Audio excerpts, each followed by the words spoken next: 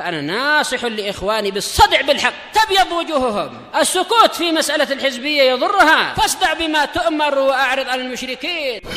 سلامي على دماج ورجالها والشيخ يحيى ودار العلم يا سعد بانيها. الحمد لله رب العالمين.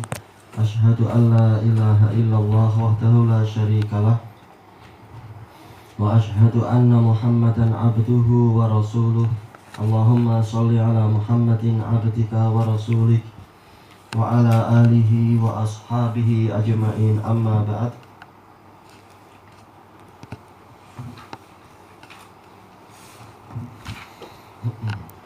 Kita bersyukur pada Allah Ta'ala diberi kemudahan untuk melanjutkan majelis Thalabil Ilm. Telah disebutkan oleh Al-Hafidh Ibnu Rajab Al-Hambali rahimahullahu ta'ala dalam kitab Lataiful Ma'arif. Beliau mengatakan bahwasanya para imam yang 4 telah bersepakat bahwasanya Thalabul Ilm ini lebih utama daripada nawafilul ibadah, daripada ibadah-ibadah yang sifatnya adalah mustahabah, baik itu berupa sholat ataupun puasa ataupun yang lainnya, kata beliau. Baik. Kita lanjutkan masih kalam Imam Ibnu Katsir rahimahullahu ta'ala tentang tafsir ayat yang ke-72 dan 73. Wa fi riwayatin an Ibni Abbas radhiyallahu anhuma innahum darabuhu bil azmi alladhi yalil ghadruf, bahwasanya mereka memukul orang yang mati itu dengan tulang yang dekat dengan tulang rusuk. Ghudruf ini adalah makna ghudruf itu di sebagian kalau nggak salah Anda dapatkan dalam Lisanul Arab, yaitu diafragma yang itu batas antara dada dan perut itu. Tulang yang di dekat situ. Tapi dari mana ini diketahui? Wallahu a'lam. Ini Israiliyat tentunya. Wa qala Abdul Razzaq amba'ana Ma'mar qala Ayyub an Ibni Sirin an Abidah. Sanadnya sahih, cuma masalahnya kembali ke Abidah mendapatkan ini dari mana? Darabul qatila bi ba'di lahmiha.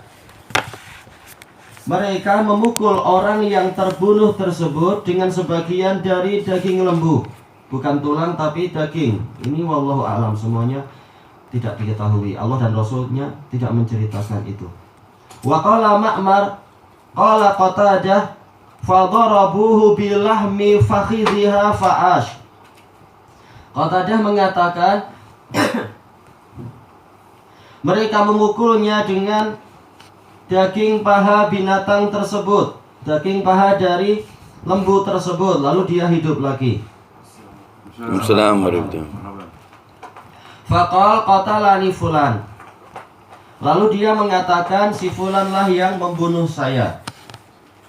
Wa qala Abu Usamah, Hamad ibnu Usamah, beliau thiqah. Anin Nadr ibni Arabi an Ikrimah. Faqul nadribuhu bi ba'dihha. Qal faduriba bi fakhidhiha faqam. Dia dipukul dengan paha lembu tersebut, lalu dia bangkit lagi.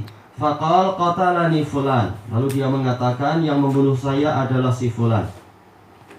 Wa qala Ibnu Abi Hatim wa ruwiya an Mujahid wa Qatadah wa Ikrimah nahwu dzalik.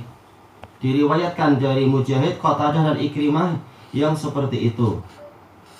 Yaitu dari bagian paha lembu tersebut. Wa qala Suddi fadarabuhu bil ba'datil lati bainal katifain fa'ash. Kemudian mereka memukul orang tersebut dengan anggota badan yang ada di antara kedua pundak lembu tadi, lalu dia hidup lagi. Fasa'aluhu faqal qatalani ibnu akhi.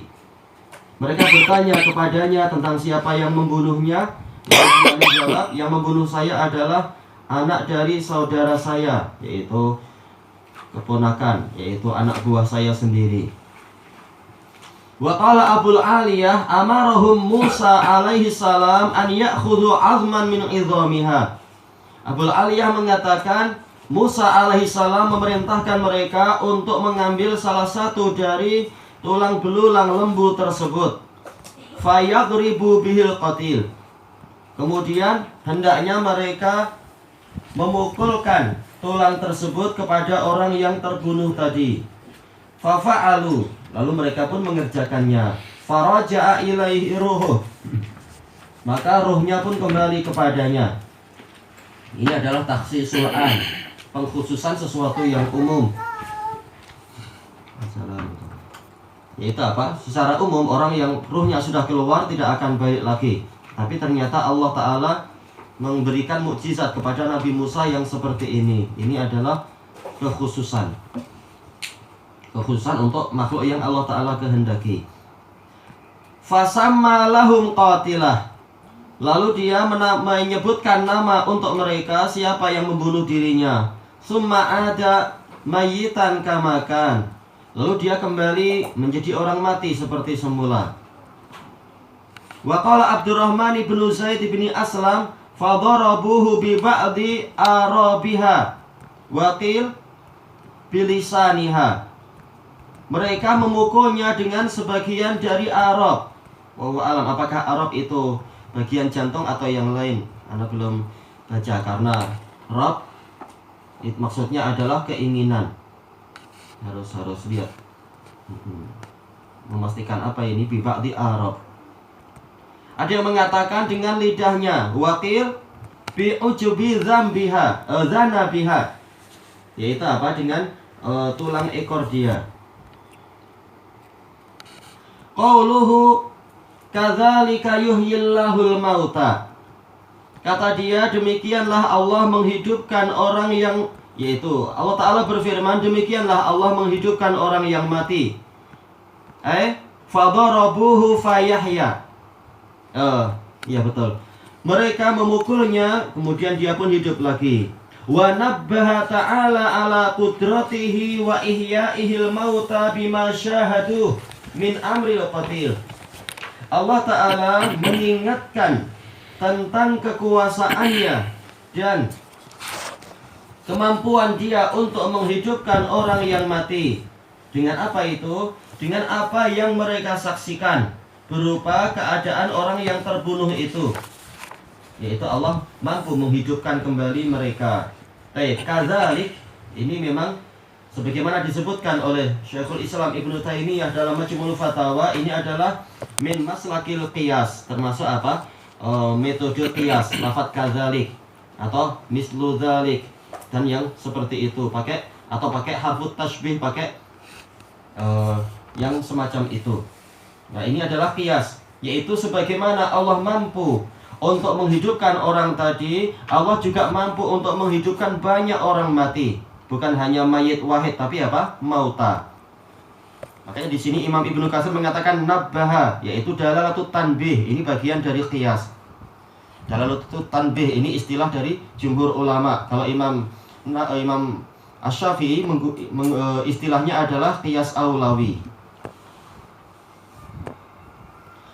Ja'ala tabaraka wa ta'ala dzalika sun'a hujjatan lahum 'alal ma'ad. Allah tabaraka wa ta'ala menjadikan perbuatan tadi, yaitu Allah mampu menghidupkan satu orang yang mati tadi, sebagai hujjah untuk mereka tentang adanya hari pengembalian, yaitu dibangkitkannya mereka dan menghadap kepada penciptanya.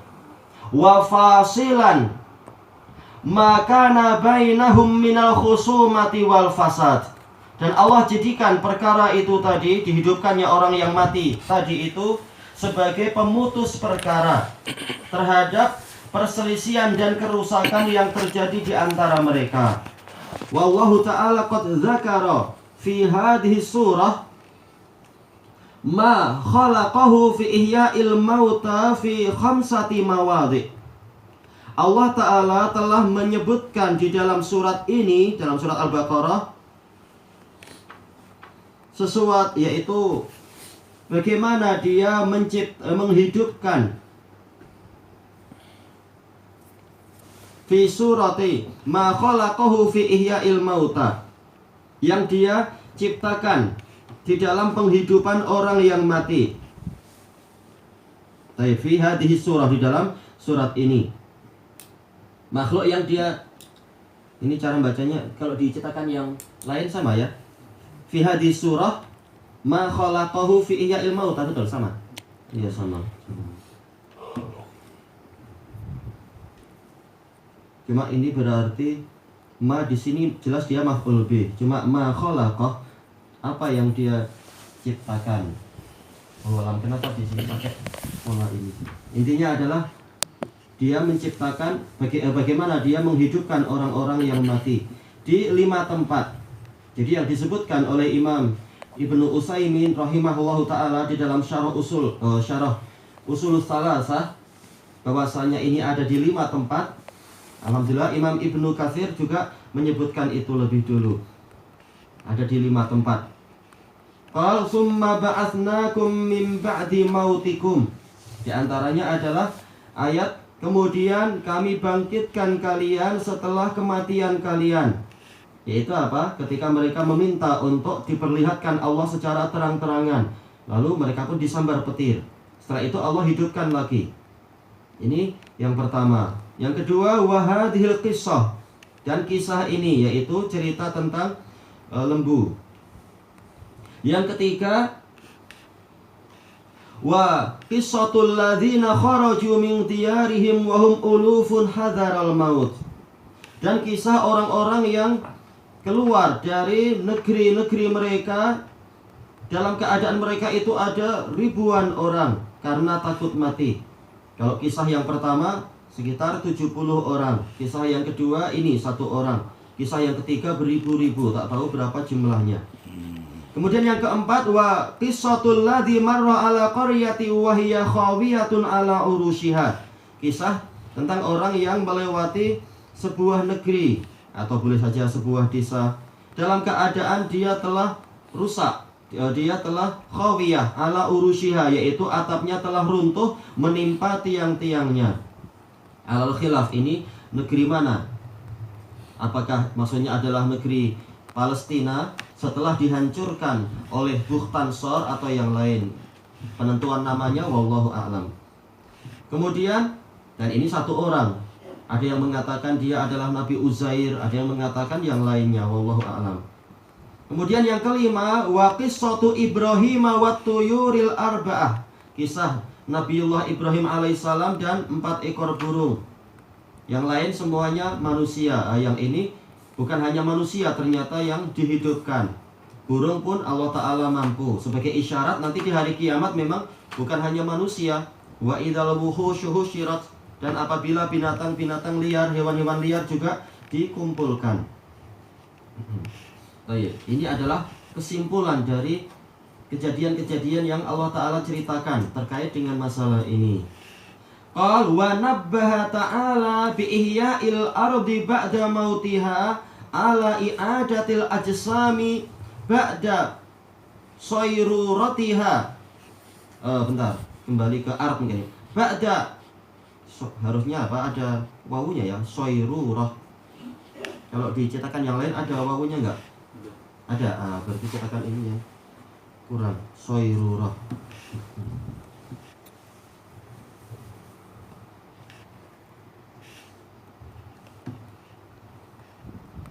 Dan Allah Ta'ala mengingatkan, nabbaha, yaitu apa? Dalalatut tanbih, dengan dihidupkannya bumi setelah kematiannya, yaitu apa? Allah menurunkan hujan, lalu tumbuhlah berbagai macam tanaman, lalu dengan tanaman itu banyak makhluk hidup lain yang tumbuh juga setelah memakan tanaman itu. Jadi banyak makhluk yang hidup.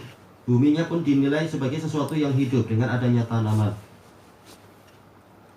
Ala i'adatil ajsami ba'da sayruratiha ramiman, yaitu mengingatkan bahwasanya dengan ini dia mampu juga untuk mengembalikan jasad-jasad setelah dia menjadi sesuatu yang hancur luluh.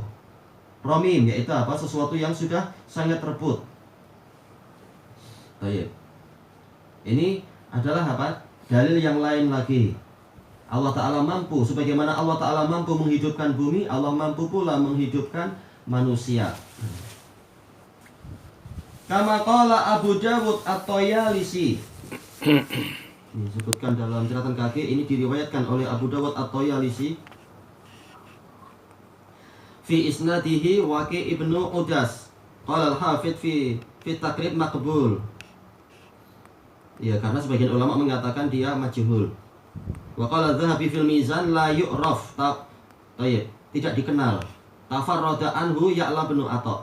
Berarti apa sanadnya dhaif. Qal haddatsana Syu'bah qala akhbarani Ya'la bin Atha. Ini yang jadi masalah. Qal sami'tu Waqi' ibnu Udus, tertulis di sini.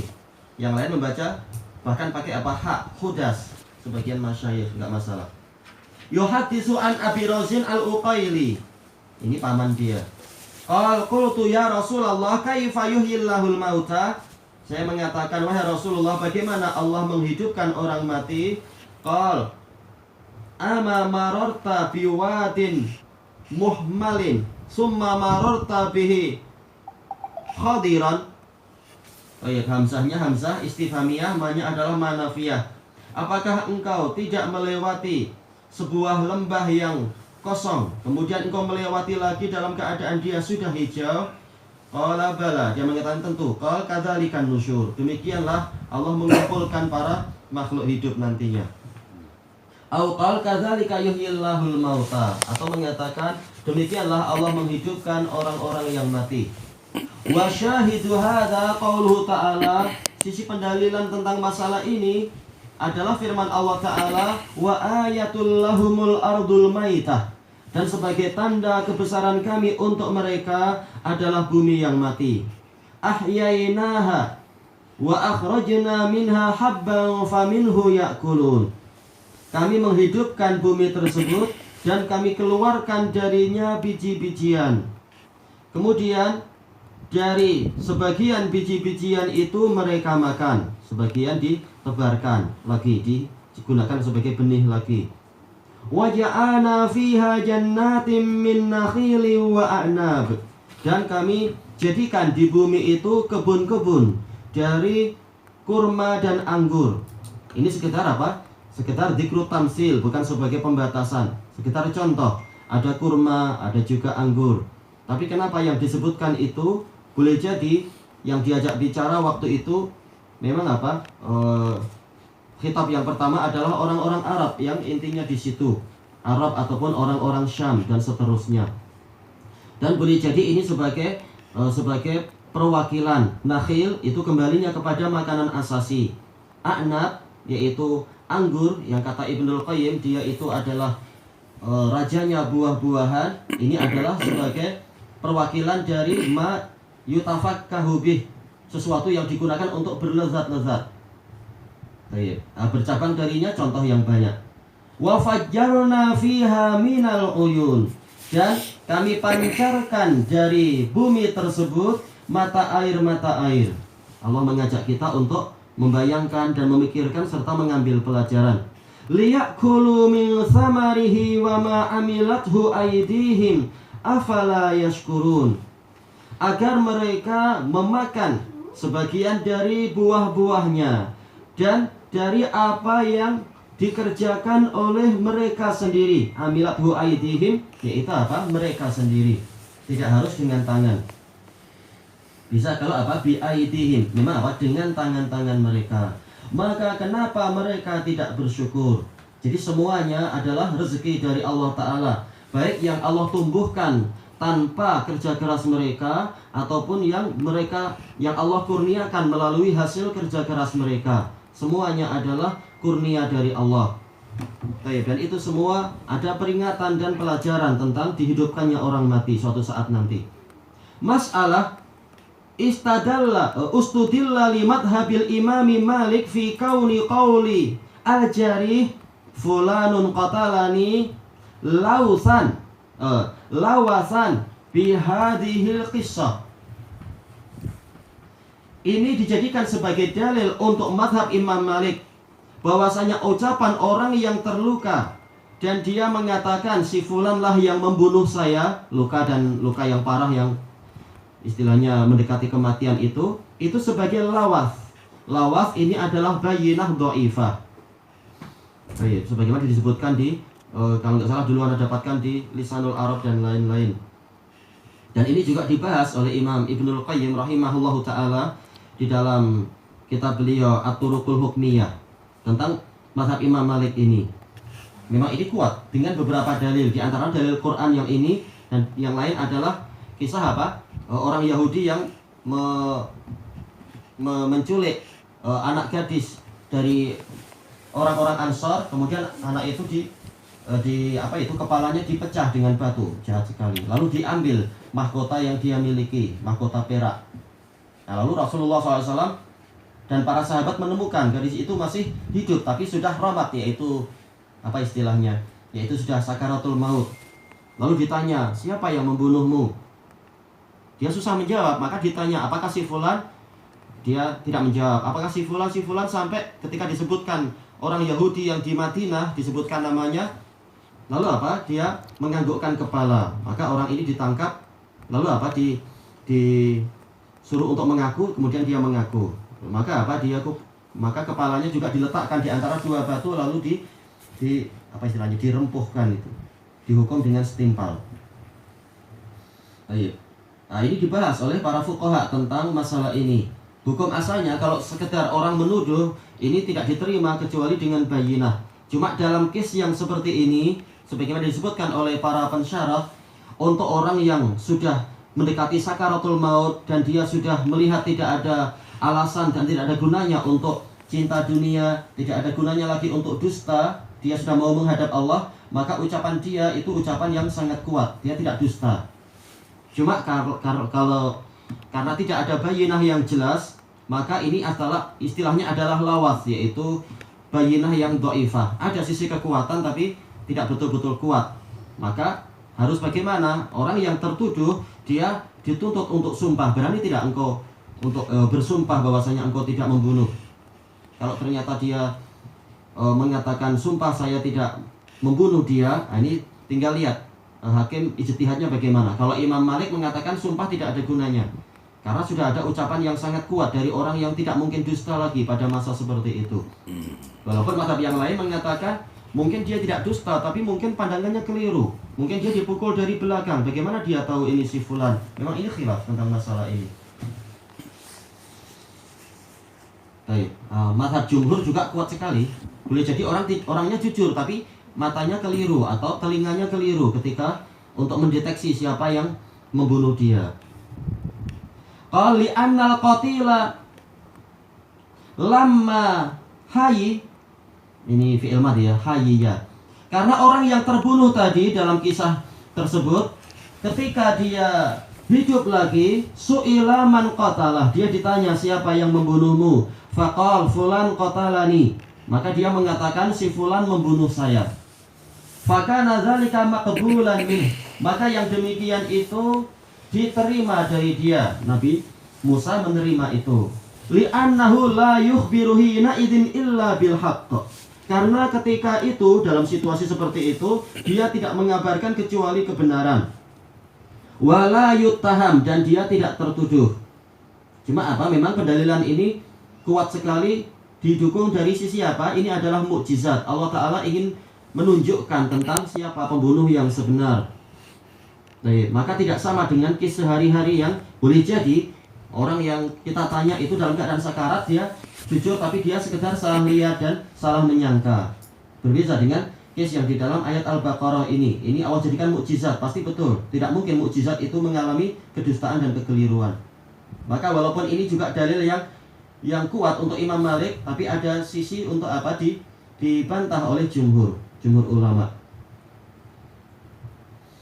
Baik. Wal halatu hadhi, sementara keadaannya seperti ini, yaitu Allah jadikan itu sebagai mukjizat. Wa rajjahu dzalik, mereka yaitu madhab Imam Malik merojihkan itu li hadisi Anas. Ini disebutkan di sini dengan hadis Anas. Anna Yahudiyan qatala jariyatan ala awdahin laha, bahwasanya ada seorang Yahudi yang membunuh seorang wanita muda. alal khilaf, apakah dia anak kecil, gadis kecil, atau yang sudah agak besar. Ala awdahillaha, disebabkan karena mahkota yang dia miliki. Biasa namanya wanita kadang memiliki perhiasan-perhiasan. Anak gadis kecil punya perhiasan, perhiasannya dari perak. Nah, ternyata laki-laki itu ingin merompaknya. Fa radakha ra'saha baina hajarain, maka si Yahudi ini memecahkan kepala gadis tadi di antara dua batu. Ini kejam sekali, naudzubillah. Padahal katanya mereka hak asasi manusia kan. Perjuangan hak asasi manusia jauh sebelum zaman Nabi itu sudah diperjuangkan. Tapi siapa yang memperjuangkan? Orang-orang kufar. Enggak ada gunanya. Falam yazal bihi hatta sebentar, salah. Faqila man fa'ala bik, maka ditanyakan siapa yang berbuat ini kepadamu. Bika hada, yaitu perbuatan ini. Afulan disebutkan namanya, apakah si fulan, hatta zakarul Yahudi, sampai mereka menyebutkan si Yahudi tersebut. Fa'au ma'at bi ra'siha, maka dia mengisyaratkan dengan kepalanya, yaitu memang dia. Fa'ukhidhal Yahudi, dalam riwayat yang lain Rasul yang memerintahkan menangkap orang itu. Falam yazal bih, terus menerus Rasulullah menginterogasi orang ini hatta tarof, sehingga dia mengaku. Nah, ini jadi pendalilan jumhur ulama bahwasanya semata-mata tuduhan tadi, walaupun itu adalah lawas, yaitu bukti yang bayinah yang dhaifah, tapi dia tidak berdiri sendiri. Buktinya apa? Rasulullah masih terus menginterogasi orang ini. Cuma bagaimana cara menginterogasinya, ini alal khilaf, disebutkan oleh para fuqaha. Intinya sekedar tuduhan orang yang mau mati itu tidak cukup sendirian. Buktinya Rasulullah tidak langsung menegakkan had untuk orang ini, tapi masih dipaksa untuk sampai dia mau mengaku. Hatta taraf, sehingga dia mengaku. Fa'amara Rasulullah sallallahu alaihi wasallam an yuradda ra'suh, maka Rasulullah SAW memerintahkan agar kepalanya juga dipecahkan baina hajarain, di antara dua batu. Nah, tidak boleh orang-orang kufar mengatakan, oh ini ahkam wahsyiyah, ini hukum hukum yang sangat liar. Bagaimana orang yang penjinayah dihukum kepalanya seperti itu? Nah, kalian menyayangi penjinayah, kalian tidak menyayangi mangsanya. Ini masalah kalian. Baik, disebutkan dalam catatan kaki, ini diriwayatkan oleh Bukhari dan Muslim dari hadis Anas radhiyallahu anhu. Qala wa inda Malik idza kana lawasan halafa auliyaul qatil qasamah. Menurut Imam Malik, kalau ini adalah berupa lawas, yaitu bukti yang agak lemah tadi, tapi ada daripada tidak ada sama sekali, maka para wali orang yang terbunuh itu mereka bersumpah dengan qasamah. Qasamah kalau di dalam hadis itu sampai 50 sumpah. Nah, ini memperkuat.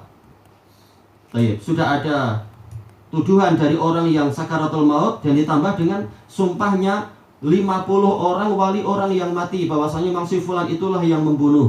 Kalau sampai keliru, maka mereka akan dihukum oleh Allah menggunakan sumpah palsu tadi. Tapi kalau mereka berani sumpah, berarti memang mereka siap untuk menuduh itu tadi, konsekuensi tuduhan. Maka ini kuat. Wa khalafal jumhuru fi dzalik. Jumhur ulama menyelisihi dalam masalah itu, walam yaj'alu qaulal qatili fi dzalika lawasan. Mereka tidak menjadikan ucapan orang yang membunuh, orang yang terbunuh dalam masalah itu adalah sebagai lawas. Nah, yang bagus adalah kalam Imam Ibnul Qayyim rahimahullahu ta'ala sesuai dengan hadis ini, yaitu ini lawas, tinggal diperkuat dengan tadi pemeriksaan yang dilakukan oleh Rasulullah. Tidak serta-merta menggunakan lawas tadi, tapi mensiasati dan juga menginterogasi orang tadi. Karena sudah ada satu nama, maka nama itu yang betul-betul dikejar, sehingga dia akhirnya mengakui. Baik, tapi tentunya bukan dengan segala cara dia dipukuli dengan meja atau dengan kursi kayu seperti yang terjadi di sebagian tempat itu. Ini orang pun mungkin nggak tahan dipukuli sampai tulangnya patah-patah, ya terpaksa mengaku biar tidak lagi disiksa. Ini idzalim, pemaksaan yang berlebihan. Baik. Tafsir Ibnu Katsir tentang ayat ini sampai di sini kita ambil faedah dari apa yang diisyaratkan oleh Fadilatul Syekhina Muhammad Al-Harari rahimahullahu taala tentang firman Allah taala, kadzalika yuhyillahul mauta. Seperti itulah Allah menghidupkan orang-orang yang mati. Kata beliau, apabila engkau bertanya, sesungguhnya orang-orang Bani Israel mereka mengakui adanya hari berbangkit, maka apa makna mereka diharuskan dengan firman Allah Ta'ala yang ini? Bukankah mereka mengakui hari berbangkit itu ada? Kenapa masih harus ditunjukkan yang seperti itu?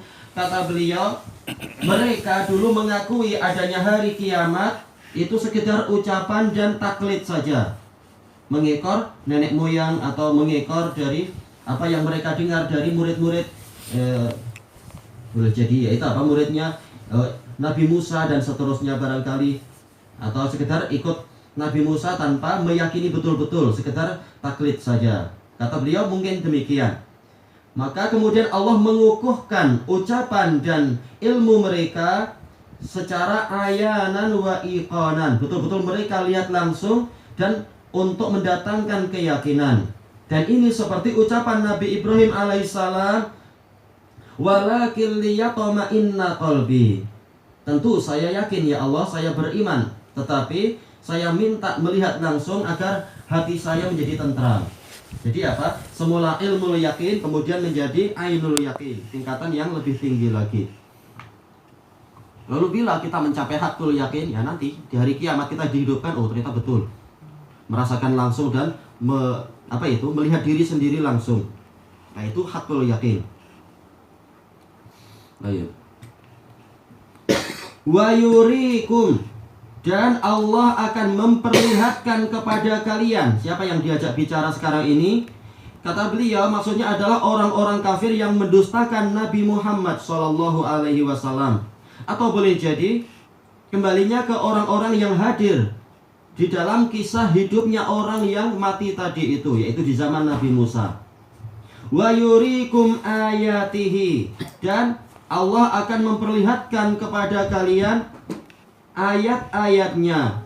Maksudnya adalah petunjuk-petunjuk yang menunjukkan bahwasanya Allah memang maha kuasa terhadap segala sesuatu. Dan Allah menjadikan kalian melihat bukti-bukti kekuasaan dan tauhidnya. Yurikum, yaitu apa? Menjadikan kalian mampu melihat itu. Dan kemampuan dia untuk menghidupkan orang-orang mati ketika hari berbangkit. Dan menunjukkan kepada kalian jujurnya para rasul.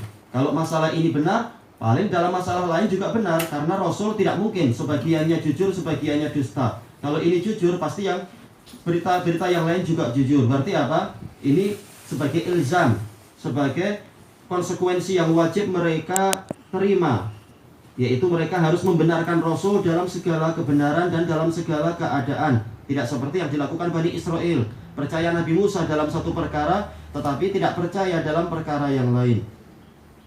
La'allakum ta'qilun, agar kalian memikirkan dan memahami, yaitu agar kalian tahu dan memahami kekuasaan Allah, dan bahwasanya Muhammad SAW memang orang yang benar dan orang yang jujur, dan bahwasanya kemampuan Allah untuk menghidupkan satu jiwa, bahwasanya zat yang mampu menghidupkan satu jiwa, dia juga mampu untuk menghidupkan jiwa-jiwa yang lain sebanyak apapun, dia mampu.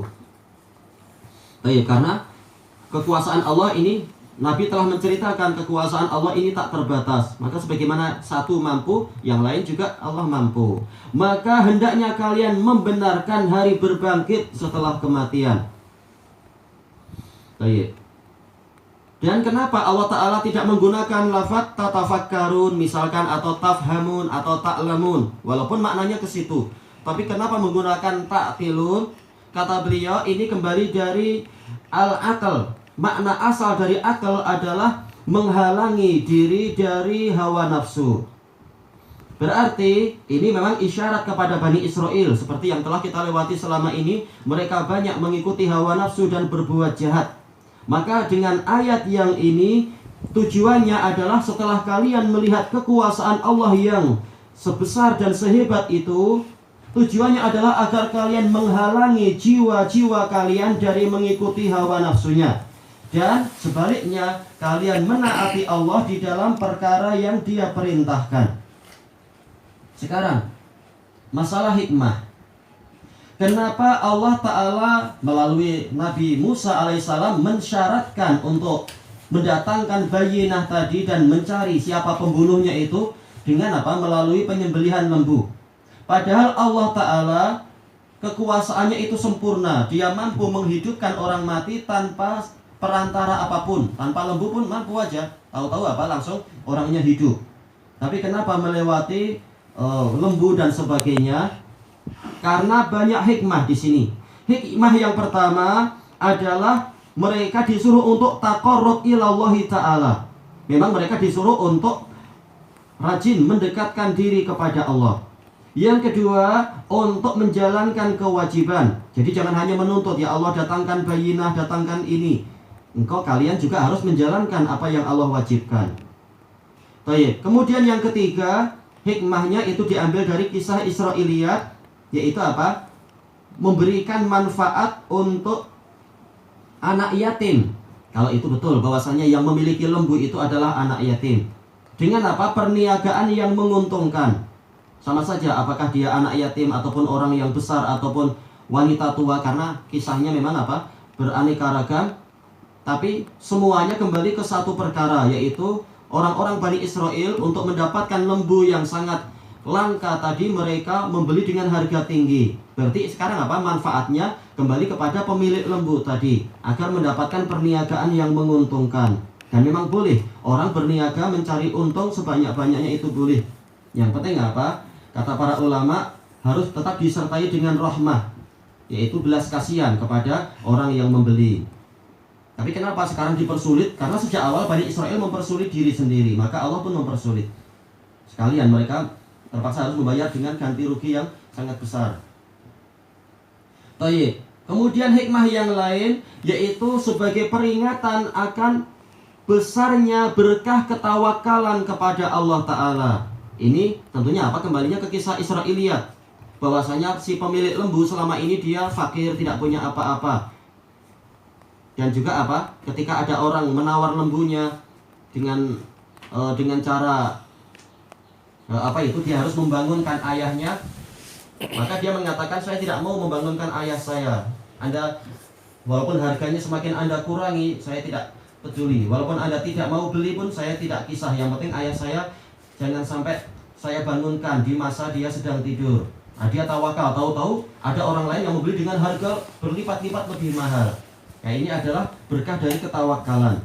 Tawakal pada Allah, yang penting tidak berbuat maksiat. Cuma apa ini tentunya kisahnya kembali ke kisah Israiliyat kalau diperinci macam ini.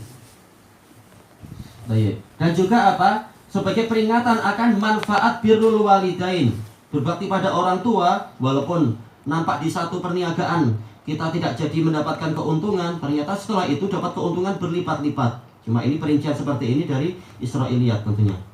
Nah, hikmah yang lain, yaitu kewajiban orang yang meminta sesuatu adalah dia harus mendahulukan pendekatan diri.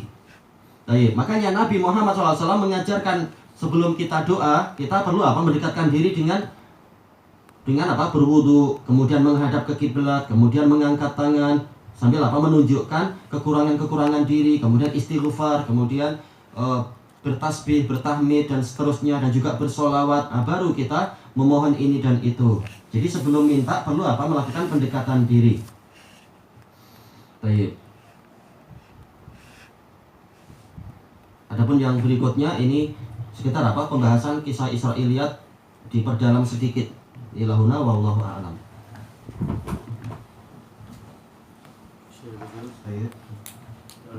Di antara ucapan Ali Al-Jufri, dia kata boleh bagi roh wali untuk kembali ke dalam jasad orang mati itu untuk mengabulkan permintaan orang yang memohon kepada.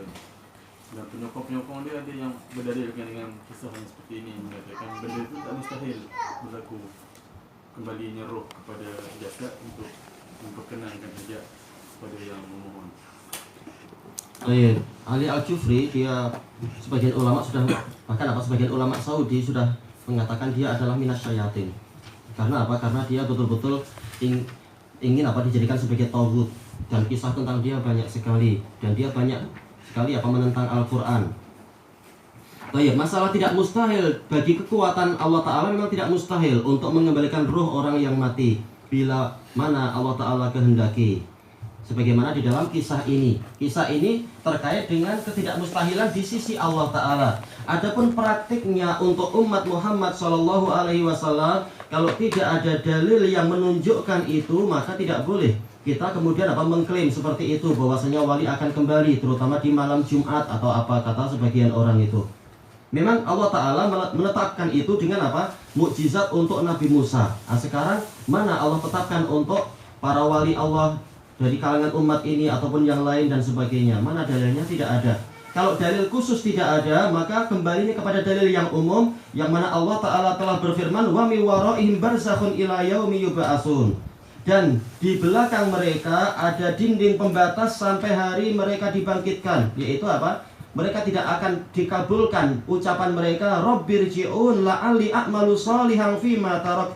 Wahai Rabbku, kembalikanlah saya agar saya mengerjakan amal soleh yang dulu saya tinggalkan. Jadi Allah Ta'ala membantah ucapan tadi, bahwasanya mereka tidak akan pernah kembali. Sampai Sampai hari kiamat. Kalau kiamat memang kembali, bukan kembali ke dunia, tapi kembali menghadap Allah Ta'ala di hari kiamat. Baik. Dan dalil-dalil mutawatir tentang masalah itu, tentang masalah bahwasanya orang yang mati tidak akan kembali lagi.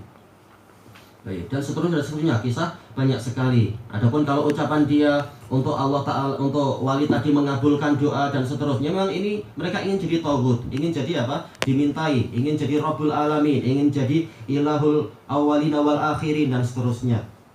Baik.